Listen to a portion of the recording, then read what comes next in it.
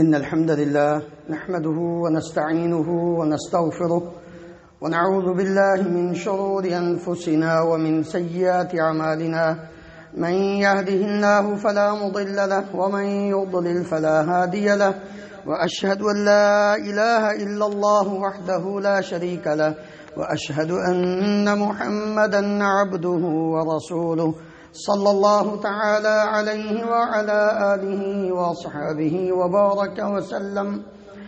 يا أيها الذين آمنوا اتقوا الله حق تقاته ولا تموتن إلا وأنتم مسلمون. يا أيها الناس اتقوا ربكم الذي خلقكم من نفس واحدة وخلق منها زوجها وبث منهما رجالا كثيرا ونساء واتقوا الله الذي تساءلون به والأرحام إن الله كان عليكم رقيبا.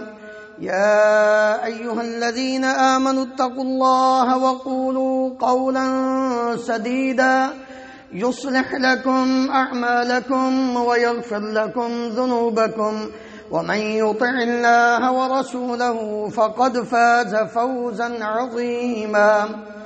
أما بعد فإن خير الحديث كتاب الله وخير الهدي هدي محمد صلى الله عليه وسلم وشر الأمور محدثاتها وكل محدثة بدعة وكل بدعة ضلالة وكل ضلالة في النار. رب اشرح لي صدري ويسر لي أمري واحلل عقدة من لساني يفقه قولي. اللهم انفعنا بما علمتنا وعلمنا ما ينفعنا وزدنا علما. سبحانك لا علم لنا إلا ما علمتنا إنك أنت العليم الحكيم. رب أوزعني أن أشكر نعمتك التي أنعمت علي وعلى والدي وأن أعمل صالحا ترضاه وأصلح لي في ذريتي إني تبت إليك وإني من المسلمين. اللهم طهر قلوبنا من النفاق وأعمالنا من الرياء وألسنتنا من الكذب وأعيننا من الخيانة فإنك تعلم خائنة الأعين وما تخفي الصدور. ہر قسم کی حمد و ثنا اللہ رب العالمین کی ذات گرامی کے لیے ان گنت لا تعداد بے شمار درود و سلام اس ہستی مقدس پر جن کا نام نامی اس میں گرامی محمد رسول اللہ صلی اللہ علیہ وآلہ وسلم ہے. محترم حضرات، انسان مکلف ہے اپنی ساری زندگی اللہ رب العالمین کی عبادت کرنے کا. عبادت قولی ہو یا وہ عبادت بدنی ہو یا وہ عبادت مالی ہو، انسان پابند ہے کہ اپنی ساری زندگی وہ اللہ رب العالمین کی عبادت میں گزارے. امام الانبیاء محمد رسول اللہ صلی اللہ علیہ وآلہ وسلم جن کے ساری زندگی کے اگلے پچھلے سارے گناہ معاف تھے، مالک الملک نے آپ صلی اللہ علیہ وآلہ وسلم کو عبادت سے چھوٹ نہیں دی، بلکہ کیا فرمایا؟ وَاعْبُدْ رَبَّكَ حَتَّى يَأْتِيَكَ الْيَقِينَ. اے پیارے پیغمبر علیہ السلام اپنی موت کے وقت آنے تک اللہ رب العالمین کی عبادت کیجیے. آج کا مسلمان پتہ نہیں کس غلط فہمی میں شکار ہے کہ وہ سمجھتا ہے کہ سال بھر کی ایک دو راتیں ایک دو دن عبادت کر لو تو بس کافی ہے. حالانکہ اگر کسی رات کو عبادت کے لیے خاص کرنا ہوتا تو نبی کریم صلی اللہ علیہ وآلہ وسلم جمعے کی رات کو عبادت کے لیے خاص فرماتے ہیں. لیکن آپ نے لا تخصوا لیلۃ الجمعۃ بقیام من بین اللیالی، جمعے کی رات کو عبادت کے لیے خاص نہ کرو اور نہ ہی جمعے کے دن کو روزے کے لیے خاص کرو۔ ہاں نبی کریم صلی اللہ علیہ وسلم نے فضائل ذکر کیے، ٹھیک ہے، انسان ان فضیلتوں کو، ان فضائل کو حاصل کرنے کے لیے بدنی عبادت، رات کی عبادت، دن کی عبادت، مال خرچ کر کے اپنے رب سے اجر و ثواب زیادہ حاصل کر سکتا ہے، لیکن اس کا یہ مطلب ہرگز نہیں ہے کہ انسان بس وہ چند دن یا چند راتیں عبادت کرے اور باقی ختم۔ انہی عبادات میں سے نفلی عبادات، فرائض کے علاوہ نفلی روزے ہیں پورے سال کے۔ اللہ اکبر۔ میرے عزیز بھائیو، نبی کریم صلی اللہ علیہ وآلہ وسلم نے فرمایا جنت کے 8 دروازے، لحاظ جنت کے 8 دروازے ہیں، ثمانیۃ ابواب، جنت کے 8 دروازے، اور ان میں سے ایک دروازہ باب الریان ہے، روزوں کا باب، روزوں کا دروازہ، روزے داروں کا دروازہ۔ اور آپ صلی اللہ علیہ وسلم نے فرمایا لا يدخلها الا الصائمون، اس دروازے سے صرف روزے دار ہی داخل ہوں گے اور کوئی نہیں داخل ہوگا۔ کون سے روزے دار؟ جو صرف رمضان کے روزے رکھتے ہیں؟ نہیں، وہ تو فرض ہیں، وہ تو رکھنے ہی رکھنے ہیں۔ رمضان المبارک کے روزے تو ہر مسلمان بالغ عاقل مرد عورت پر فرض ہیں، وہ تو رکھنے ہی رکھنے ہیں۔ اس کے ساتھ ساتھ نفلی روزوں کا ذکر ہے جو زیادہ تر لوگ غافل ہیں۔ نفلی ایک روزے کی فضیلت، اللہ اکبر۔ نبی کریم صلی اللہ علیہ وسلم نے فرمایا، ابو سعید خدری رضی اللہ عنہ بیان کرتے ہیں، ما من عبد يصوم يوما في سبيل الله الا بعد الله وجهه عن النار 70 خريفا، جو مسلمان بندہ ایک روزہ اللہ کے لیے رکھتا ہے، اللہ 70 سال کی مسافت اس کے چہرے کو جہنم کی آگ سے دور کر دیتے۔ ہمیں کھانے پینے سے فرصت نہیں ملتی، کام کاج سے فرصت نہیں ملتی، نہ آئیے اپنے آپ کو جہنم کی آگ سے بچائیے، دور کیجیے ایک روزہ۔ اور آپ صلی اللہ علیہ وسلم نے سال بھر میں کئی نفلی روزوں کا ذکر کیا اور ان کے فضائل ذکر کیے۔ ہمیں چاہیے کہ ہم بھی ان لوگوں میں شامل ہونے کی کوشش کریں کہ جو لوگ باب الریان سے جنت میں داخل ہوں گے، اور وہ وہی ہوں گے جو سال بھر میں رمضان کے علاوہ اور بھی نفلی روزے کثرت سے رکھتے ہیں۔ نبی کریم صلی اللہ علیہ وسلم نے ترتیب کے ساتھ ان روزوں کا جو ذکر کیا ہے، سب سے پہلے محرم کے روزے، کیونکہ اسلامی سال کا آغاز محرم سے ہوتا ہے۔ تو آپ صلی اللہ علیہ وسلم نے فرمایا، ابو ہریرہ رضی اللہ عنہ بیان کرتے ہیں، اب میں افضل الصیام بعد رمضان شہر اللہ المحرم، رمضان المبارک کے بعد سب سے افضل روزے وہ محرم کے روزے ہیں۔ اور ان کی فضیلت اس بات سے واضح ہوتی ہے کہ نبی کریم صلی اللہ علیہ وآلہ وسلم نے محرم کے روزوں کو یا محرم کے مہینے کی نسبت اللہ رب العالمین کی طرف فرمائی ہے۔ شہر اللہ کا مہینہ المحرم، اس کے روزے افضل ہیں۔ وَأَفْضَلُ الصَّلَاةِ بَعْدَ الْفَرِيضَةِ صَلَاةُ اللَّيْلِ، افضل نماز فرض نمازوں کے بعد وہ رات کی نماز، رات کو اٹھ کے اللہ رب العالمین کی عبادت کیجیے۔ اللہ ہم سب کو توفیق عطا فرمائے، اللہ اکبر۔ دوسرا، نبی کریم صلی اللہ علیہ وسلم شعبان کے روزے کثرت سے رکھتے تھے، بلکہ شعبان کے روزے آپ صلی اللہ علیہ وسلم کثرت سے رکھتے تھے۔ ام المومنین سیدہ عائشہ رضی اللہ عنہا بیان کرتی ہیں، لم یکن النبی صلی اللہ علیہ وسلم یصوم من شہر اکثر من شعبان فإنه كان يصوم شعبان كله وفي رواية كان يصوم شعبان إلا قليلا۔ صحیح بخاری اور صحیح مسلم میں یہ روایت ہے، آپ صلی اللہ علیہ وآلہ وسلم شعبان میں کثرت سے روزے رکھتے ہیں۔ ام المومنین سیدہ عائشہ بیان کرتی ہیں کہ آپ نفلی روزے اتنے رکھتے تھے کہ آپ روزے رکھتے جاتے حتیٰ کہ ہم کہتے کہ آپ افطار نہیں کریں گے، اور بسا اوقات آپ افطار کرتے نہ روزہ رکھتے، ہم کہتے ہم آپ کبھی روزہ ہی نہیں رکھیں گے۔ لیکن میں نے نبی کریم صلی اللہ علیہ وسلم کو نہیں دیکھا کہ آپ نے 2 مہینوں کے مکمل روزے رکھے ہوں سوائے شعبان اور رمضان کے۔ مراد اس سے کثرت ہے، جیسا کہ دوسری روایت میں کہ کثرت سے جس مہینے میں آپ صلی اللہ علیہ وسلم نے روزے رکھے ہیں وہ شعبان کے روزے ہیں۔ کیوں؟ اس مہینے میں جو مہینہ جا رہا آج 6 ہے شعبان کی، اس مہینے میں نبی کریم صلی اللہ علیہ وسلم نے کثرت سے روزے کیوں رکھے ہیں؟ اسامہ ابن زید رضی اللہ عنہما بیان کرتے ہیں، میں نے نبی کریم صلی اللہ علیہ وسلم سے پوچھا، اللہ کے رسول آپ شعبان میں کثرت سے کیوں روزے رکھتے ہیں؟ آپ نے فرمایا ذاک شہر تغفل الناس فیہ عنہ بين رجب ورمضان وهو شهر ترفع الأعمال إلى رب العالمين وأحب أن يرفع عملي وأنا صائم. سنن نسائی میں یہ روایت موجود ہے. آپ صلی اللہ علیہ وسلم نے فرمایا یہ ایسا مہینہ ہے رمضان اور رجب کے درمیان شعبان کا مہینہ کہ اکثر لوگ اس مہینے کی فضیلت سے غافل ہیں. اکثر لوگ اس مہینے کی فضیلت سے غافل ہیں, ان کو پتہ ہی نہیں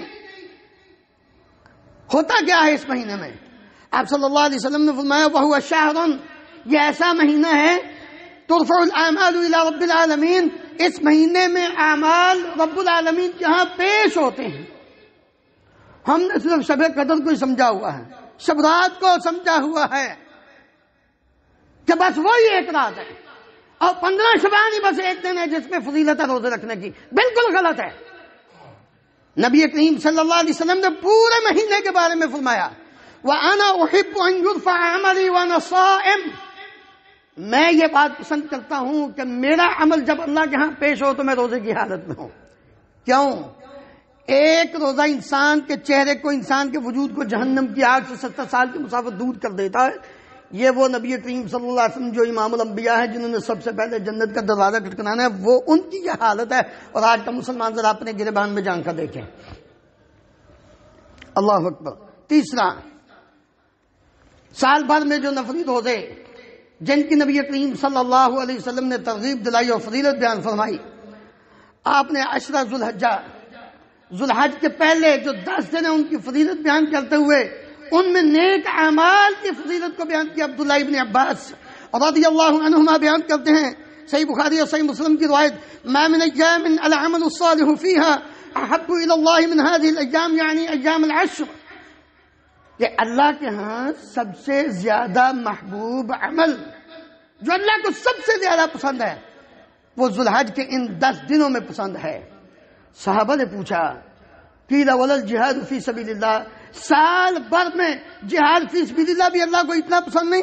اب میں ولا الجہاد فی سبیل اللہ الا رجل خرج بنفسه وماله ولم يلزم من ذلك بشيء, ایک وہ بندہ وہ اس سے بہرحال زیادہ فضیلت والا ہے جو اپنی جان اپنا مال لے کر اللہ کے راستے میں نکلا اور کوئی چیز بھی واپس لے کر نہ آیا, مال بھی اللہ کے راستے میں قربان کر دیا جہاد میں, اور اپنی جان بھی شہادت پیش کر دی, شہید ہو گیا. اس کا مقام زیادہ ہے. اور انہی دنوں میں روزہ رکھنا, جب ایک عام چھوٹا سا عمل اللہ کو زیادہ محبوب ہے تو روزہ جو انسان کو جہنم سے بچاتا ہے وہ کتنا محبوب ہوگا. اسی طرح اسی مہینے میں یوم عرفہ کا روزہ, 9 ذوالحج کا روزہ, ایک روزہ, 10 روزے 9 روزے مسلسل, ان کی فضیلت تو اللہ کو بہت محبوب عمل ہے, کوئی بھی نیک عمل, لیکن خاص کر 9 ذوالحج کا روزہ, یوم عرفہ کا روزہ. نبی کریم صلی اللہ علیہ وآلہ وسلم سے پوچھا گیا, ابو قتادہ رضی اللہ عنہ بیان کرتے ہیں صحیح مسلم میں, سئل رسول اللہ صلی اللہ علیہ وسلم عن صوم یوم عرفہ, اللہ کے رسول صلی اللہ علیہ وسلم سے یوم عرفہ 9 ذوالحج کے روزے کے بارے میں پوچھا گیا. قال یکفر السنة الماضیة والباقیہ, مجھے امید ہے کہ اللہ ایک سال گزرے ہوئے اور ایک سال آئندہ آنے والے کے گناہ معاف کر دے گا. 2 سال کے گناہ معاف. ایک روزہ 9 ذوالحج کا روزہ رکھنے سے اللہ تعالیٰ انسان کے 2 سال کے صغیرہ گناہ معاف کر رہے ہیں. اللہ اکبر. میرے عزیز بھائیو, ذرا غور فرمائے کہ کتنی فضیلت ہے ان نفلی روزوں کی. ایک ایک روزہ انسان کے لیے کتنا نفع بخش ہے. اسی طرح 5واں روزہ سال بھر میں یوم عاشورہ اور یوم تاسوعہ کا روزہ. اللہ اکبر. ابو قتادہ رضی اللہ عنہ بیان کرتے ہیں, یہ بھی صحیح مسلم کی روایت, سئل رسول اللہ ان رسول اللہ صلی اللہ علیہ وسلم سئل عن صیام یوم عاشورہ, یوم عاشورہ کے روزے کے بارے میں پوچھا گیا. فقال یکفر السنة الماضیہ, 10 محرم کے روزے کے بارے میں جب پوچھا گیا تو آپ صلی اللہ علیہ وسلم نے فرمایا جو گزرا ہوا سال ہے اس کے صغیرہ گناہ معاف ہو جاتے ہیں جو یہ 10 محرم کا روزہ رکھتا ہے. اور عبداللہ ابن عباس رضی اللہ عنہ بیان کرتے ہیں, نبی کریم صلی اللہ علیہ وسلم نے فرمایا لئن بقیت الی قابل لأصومن التاسع, اگر میں آئندہ سال زندہ رہا, باقی رہا, تو میں 9 محرم کا روزہ رکھوں گا.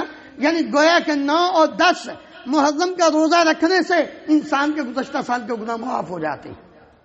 میرے عزیز بھائیو، تھوڑی سی انسان اگر ہمت کرے تو یہ کوئی بڑا کام نہیں ہے، اور نہ ہی اس سے انسان کو کوئی خاص تکلیف ہوتی ہے۔ ہاں، اللہ کہ کوئی مریض آدمی ہے جو شوگر کا ہے یا اس طرح زیادہ بیمار ہے یا بہت بوڑھا ہے، وہ ایک الگ بات ہے، لیکن ایک صحت مند تندرست جوان آدمی، اور اس کا ایک فائدہ یہ بھی ہے، انسان کے جسم کے اندر جو جوش اٹھتا ہے اس جوش کو کنٹرول کرنے کے لیے سب سے بہترین علاج وہ روزہ ہے۔ نبی کریم صلی اللہ علیہ وسلم نے کیا فرمایا تھا؟ یا معاشر الشباب من استطاع منکم الباءۃ فلیتزوج، اے نوجوانوں کی جماعت، جو تم میں سے شادی کی طاقت رکھتا ہے وہ شادی کرے، جو جوان ہے، مال بھی ہے، صحت بھی ہے، سب کچھ موجود ہے، شادی کرے۔ وَإِلَّا، اگر وہ کسی اعتبار سے شادی کی استطاعت نہیں رکھتا، مالی طور پر یا اس کے کوئی مسائل ہیں، فَعَلَيْهِ بِالصَّوْمِ فَإِنَّهُ لَهُ وِجَاهٌ، کیونکہ یہ روزہ رکھنا، اب یہ رمضان تو سارا سال نہیں نہ رہتا ہے، ظاہر بات ہے کہ اس کے علاوہ نفلی روزوں کی بات ہی ہو رہی ہے، وہ نفلی روزے رکھے۔ کیوں؟ اس لیے کہ یہ نفلی روزہ نبی کریم صلی اللہ علیہ وسلم نے فرمایا اغض للبصر واحسن للفرج، یہ انسان کی نظر کو نیچا بھی کرتا ہے، اس کی شرمگاہ کی حفاظت بھی کرتا ہے، اور یہ اس کے لیے برائی سے ڈال بھی بن جاتا ہے، انسان کو برائیوں سے بچا لیتا ہے۔ روزہ انسان کے لیے اتنا فائدہ مند ہے۔ اسی طرح نبی کریم صلی اللہ علیہ وآلہ وسلم نے چھٹی قسم جو نفلی روزوں کی بیان فرمائی ہے، ابو ایوب رضی اللہ عنہ بیان کرتے ہیں ان رسول اللہ صلی اللہ علیہ وسلم قال من صام رمضان ثم اتبعه ستا من شوال كان كصيام الدهر، صحیح مسلم میں، جو آدمی رمضان المبارک کے روزے رکھتا ہے اور پھر اس کے بعد 6 روزے شوال کے رکھتا ہے، آپ نے فرمایا وہ ایسے ہے جیسے اس نے پورا سال روزے رکھے۔ یار گرینڈ سیل، اتنا اللہ رب العالمین نے ہمارے لیے فائدے ذکر کر دیے نبی کریم صلی اللہ علیہ وسلم نے، کہ روزہ رکھ کر انسان 6 روزے رمضان کے بعد رکھنے سے پورے سال کے روزوں کا اجر و ثواب مل رہا ہے۔ اللہ اکبر۔ آگے چلیے، رسول اللہ صلی اللہ علیہ وآلہ وسلم سوموار اور جمعرات کو روزہ رکھتے تھے، سوموار کا بھی روزہ رکھتے، جمعرات کا بھی روزہ رکھتے ہیں۔ سوموار کا ابو قتادہ رضی اللہ عنہ بیان کرتے ہیں ان رسول اللہ صلی اللہ علیہ وآلہ وسلم سئل عن صوم یوم الاثنین، آپ سے سوموار کے دن روزہ رکھنے کے بارے میں پوچھا گیا، یا رسول آپ کیوں روزہ رکھتے ہیں؟ سوموار پیر کے دن کا روزہ، یوم الاثنین کا روزہ۔ آپ نے فرمایا ذاک یوم ولدت فیہ وبعثت او انزل علی فیہ، صحیح مسلم میں، یہ وہ دن ہے جس دن میں پیدا ہوا تھا۔ اللہ اکبر۔ یہ کون سا دن ہے؟ جس دن نبی کریم صلی اللہ علیہ وسلم پیدا ہوئے تھے۔ آپ نے تاریخ نہیں بتائی، آپ صلی اللہ علیہ وسلم نے اپنی پیدائش کے دن کی تاریخ کا ذکر نہیں کیا، دن کا ذکر کیا کہ میں سوموار کے دن پیدا ہوا ہوں اور اس دن میں روزہ رکھتا ہوں اس خوشی میں کہ میں اس دن پیدا ہوا ہوں۔ ہم کیا کرتے ہیں؟ یا کچھ تو خیال کریں مسلمانوں، کچھ تو خیال کریں کہ نبی کریم صلی اللہ علیہ وسلم جس دن پیدا ہوں آپ رکھے روزے، اور آج کا مسلمان بنگڑے ڈالیں، ناچیں، جنگیں لگائیں، جلوس نکالیں، اور اس سے بڑھ کر آج کے دور میں یہ بدترین بدعت شروع کر دی ہم نے کہ اس دن ہم نے 2 رکعت نماز بھی پڑھنا شروع کر دی۔ شرم نہیں آئی ہمیں؟ روزہ رکھو، روزہ۔ نبی کریم صلی اللہ علیہ وسلم جس دن پیدا ہوئے تھے اس دن روزہ رکھا تھا۔ اب میں سوموار کے دن کا یوم الاثنین کا روزہ رکھتا ہوں، ولدت فیہ وبعثت فیہ، اور اسی دن مجھے اللہ رب العالمین نے نبی بنایا تھا، اس لیے میں نے روزہ رکھا ہے۔ ابو ہریرہ رضی اللہ عنہ بیان کرتے ہیں رسول اللہ صلی اللہ علیہ وسلم نے فرمایا تعرض الاعمال یوم الاثنین والخمیس، سوموار اور جمعرات کو اعمال پیش کیے جاتے ہیں، فاحب ان يعرض عملی وانا صائم، اور میں یہ پسند کرتا ہوں جس دن میرے عمل پیش ہوں تو میں روزے سے ہوں۔ سوموار اور جمعرات کو، یوم الاثنین یوم الخمیس کو اعمال اللہ کے ہاں پیش ہوتے ہیں، میں یہ پسند کرتا ہوں جب میرے عمل اللہ کے ہاں پیش ہوں تو میں روزے سے ہوں۔ ام المومنین سیدہ عائشہ بیان کرتی ہیں کان رسول اللہ صلی اللہ علیہ وسلم یتحری یوم الاثنین والخمیس، یتحری صوم الاثنین والخمیس، آپ صلی اللہ علیہ وسلم کوشش کرتے سوار اور جمعرات کو روزہ رکھنے کی۔ 8واں نفلی روزہ، ہر مہینے کے 3 روزے ابو ہریرہ اور ابو درداء رضی اللہ عنہ کو نبی کریم صلی اللہ علیہ وآلہ وسلم نے وصیت کی تھی صیام 3 ایام، 3 دن کے روزے من کل شہر، ہر مہینے کے 3 دن کے روزے رکھنے ہیں۔ اب اس میں وہ کون سے 3 دن ہیں؟ کسی دن بھی رکھ سکتا ہے انسان، کسی دن بھی، لیکن ابو ذر رضی اللہ عنہ کو نبی کریم صلی اللہ علیہ وسلم نے فرمایا تھا اذا صمت کل شہر، جب تو ہر مہینے روزے رکھیں، فصم 13 14 15 ایام 20، 13 14 اور 15 کا روزہ رکھنا۔ یہ نبی کریم صلی اللہ علیہ وآلہ وسلم سے فضیلت بیان ہے کہ 3 دن ہر مہینے کے انسان روزہ رکھے۔ میرے عزیز بھائیوں، یہ چند ایک نفلی روزوں کی اقسام اور ان کے فضائل تھے۔ اللہ رب العالمین ہم سب کو کتاب و سنت کو سمجھ کر اس پر عمل کر کے زندگی بسر کرنے کی توفیق عطا فرمائے۔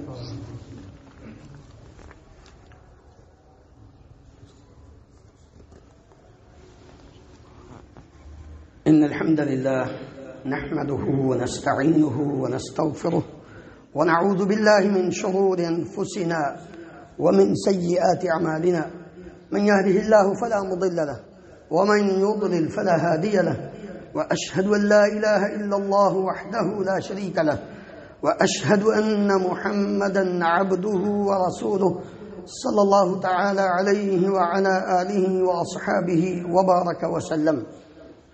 محترم حضرات، نبی کریم صلی اللہ علیہ وآلہ وسلم کی خدمت میں ایک صحابی حاضر ہوئے۔ آپ صلی اللہ علیہ وسلم نے ان کو دیکھا، پہچانا نہ، فرمایا کون ہو تم؟ کہتے ہیں میں فلاں ہوں جو پچھلے سال آیا تھا فلاں قبیلے کا۔ آپ صلی اللہ علیہ وسلم نے پوچھا کیا حالت بنا رکھی تو نے، کیا ہوا تجھے؟ کہنے لگے جب سے آپ کے پاس سے گیا ہوں میں نے کھایا کچھ نہیں ہے سوائے شام کے ٹائم۔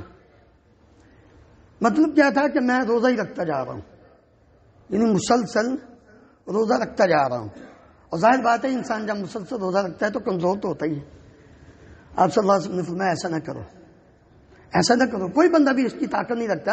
اور ویسے بھی وصال صیام سے نبی کریم صلی اللہ علیہ وسلم نے منع فرمایا کہ انسان مسلسل ہی روزے رکھتا تھا۔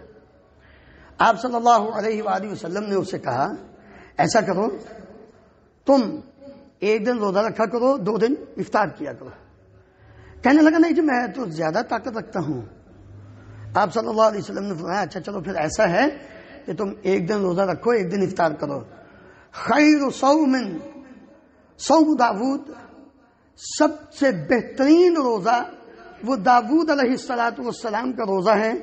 یصوم یومن و یفطر یومن، کہ داود علیہ السلام 1 دن روزہ رکھتے تھے اور 1 دن افطار کرتے تھے۔ نبی کریم صلی اللہ علیہ وآلہ وسلم نے اپنی امت کے لیے آسانیاں پیدا کی۔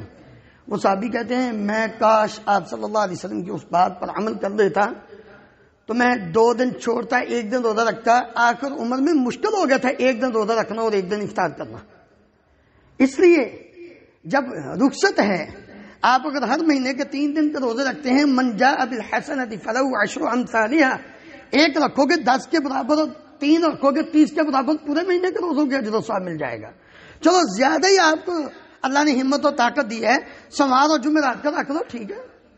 تو اس لیے انسان کو نبی کریم صلی اللہ علیہ وسلم کی سنت کے مطابق، آپ کے بتائے ہوئے طریقے کے مطابق ہر عبادت کرنی چاہیے۔ اور یہ فضیلت کہ بہترین روزہ داود علیہ السلام کا روزہ ہے، وہ 1 دن روزہ رکھتے تھے، 1 دن افطار کرتے تھے۔ تو یہ نبی کریم صلی اللہ علیہ وآلہ وسلم نے چند نفلی روزوں کی اقسام ذکر کی اور ان کے فضائل ذکر کیے۔ اللہ رب العالمین مجھے بھی اور آپ کو بھی صحیح معنوں میں کتاب و سنت کو سمجھ کر اس پر عمل کر کے زندگی بسر کرنے کی توفیق عطا فرمائے۔ ان اللہ و ملائکتہ یصلون علی النبی یا ایھا الذین آمنوا صلوا علیہ وسلموا تسلیما۔ اللهم صل علی محمد وعلی آل محمد کما تحب وترضى۔ اللهم اغفر لنا وللمؤمنین والمؤمنات والمسلمین والمسلمات الاحیاء منهم والاموات۔ اللهم اشف مرضانا ومرضى المسلمين، اذهب الباس رب الناس واشف انت الشافي لا شفاء الا شفاؤك شفاء لا يغادر سقما۔ اللهم انصر الإسلام والمسلمين، اللهم أعز الإسلام والمسلمين وأذل الشرك والمشركين. اللهم انصر إخواننا المسلمين المستضعفين في فلسطين وغزة، اللهم انصرهم نصرا عزيزا وافتح لهم فتحا مبينا واهدهم صراطا مستقيما. اللهم عليك باليهود وعوانهم فإنهم لا يعجزونك. اللهم احصهم عددا واقتلهم بددا ولا تغادر منهم أحدا. اللهم خذهم أخذ عزيز مقتدر. اللهم أرنا الحق حقا وارزقنا اتباعه وأرنا الباطل باطلا وارزقنا اجتنابه. اللهم آمنا في أوطاننا واجعل هذا البلد آمنا مطمئنا رخاء سخاء وسائر بلاد المسلمين. سبحان ربك رب العزة عما يصفون وسلام على المرسلين والحمد لله رب العالمين. واقم الصلاة.